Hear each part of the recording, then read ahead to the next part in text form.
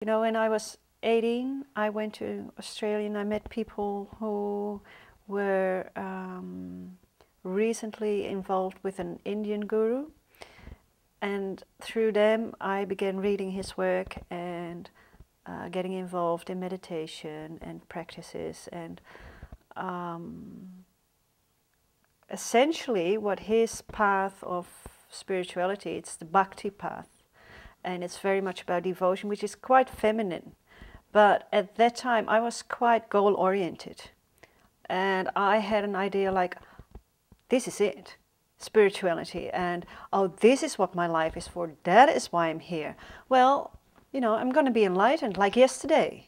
And if Bhakti path is not going fast enough, you know, I'll do this really strict meditation path as well. So because this teacher in this community didn't really teach people a real clear meditation path, I had to find it for myself. And so I got myself on quite a strict, disciplined meditation path, like early mornings and before I go to sleep, and meditate on name and form mainly. The other thing about that community of practice was that the teacher talked a lot about there are 6 negative emotions, and ego is a really bad thing. The negative emotions were like anger, hatred, lust, jealousy, and some I've gladly forgotten since. But there were a lot of aspects about people, about me, that were wrong, bad, negative. And although I was also in college at that time and studying social work, of course, through my studies, I was also very much aware that repressing emotions was a bad thing to do. And everybody around me kept explaining to me that it's not about repressing, Anita, it is about letting it go. And for the life of me, I just never really got that letting go. And as my meditation journey progressed, later on I again was in my meditations into states of mind of emptiness and nothingness. But during those first 10 years, that emptiness and nothingness that I experienced during my meditation never ever brought me a sense of liberation. It brought me a sense of being cut off and of being completely lost in the end. The more I was doing it, and the more disciplined and the more zealous I was about it, the worse it got.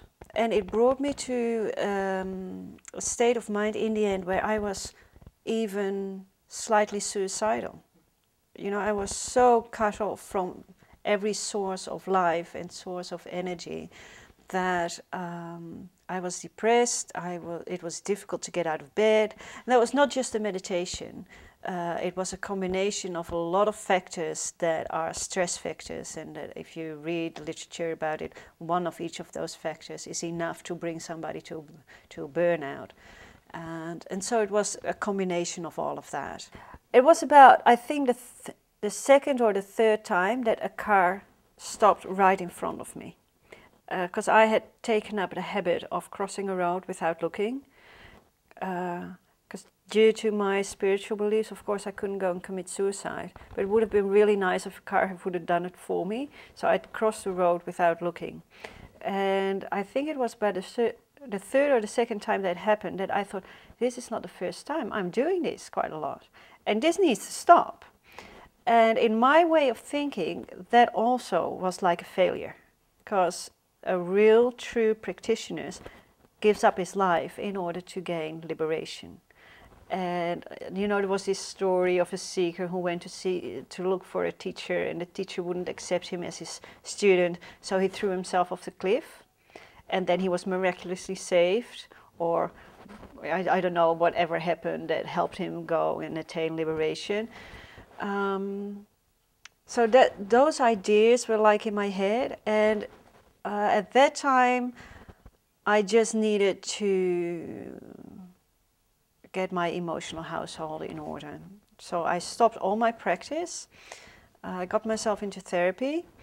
Got all the old shit out of the way and everything that was brought up by I was working as a residential care worker at the time, and there's nothing that brings out every piece of shadow that you have inside of you when you're working with disturbed children, because they feel and they see it right away and they bring everything up.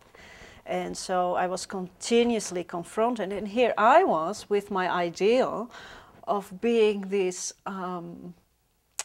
rock in all this hustle and bustle, and that I'd be sitting there in complete equanimity and emptiness, oozing wisdom, and I got tossed around on a whole ocean of emotions from them and my own, and I just needed to get straightened out before I did anything else. So that's what I did first. I went into therapy. I had my own old garbage sorted out, and then very, very slow, and I stopped practically all my meditation practice, everything, because I was absolutely convinced that I had no spiritual talent at all, that I was a complete and total cosmic failure, and that I was never going to amount to anything. And that was a very, very dark place to be. It was very, very difficult. It actually happened while I was in India, in the ashram of my teacher, and where I felt like everything came to a halt, nothing worked, I couldn't find my place there, nothing seemed to work out the way it did before.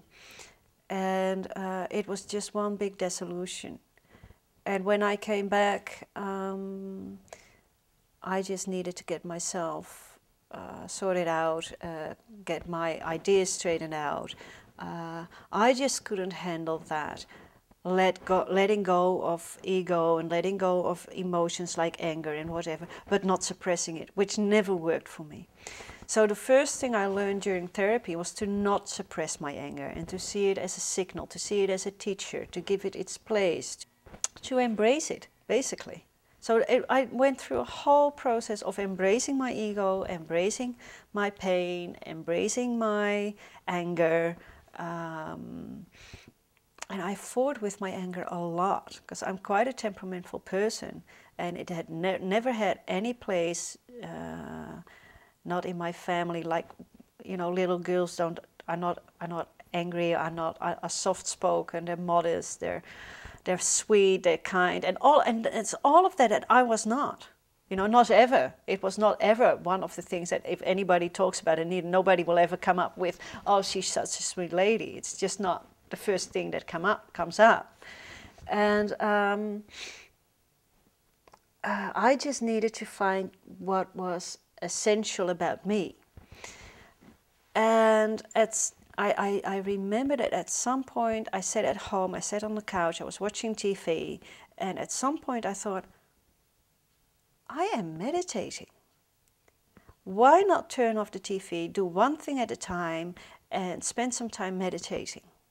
And apparently I must have, because I was absolutely convinced after those 10 years I'd never had any significant meditative experience, ever. But apparently I had, because I recognized a meditative mood. And in between time, there was another technique that I was taught that visualized. And my brains were so happy when I had that technique, because I could tell my brains, like, it's very important that you work, it's very important that you're active, so really look at this tree and go into the details and the leaves and the bark and everything. And so my brains were like really happy that they could be active and participate, instead of that they were told that they were not allowed to be there. And so it was a perfect method for me to visualize and relax into it, and then slowly relax into this meditative state of being.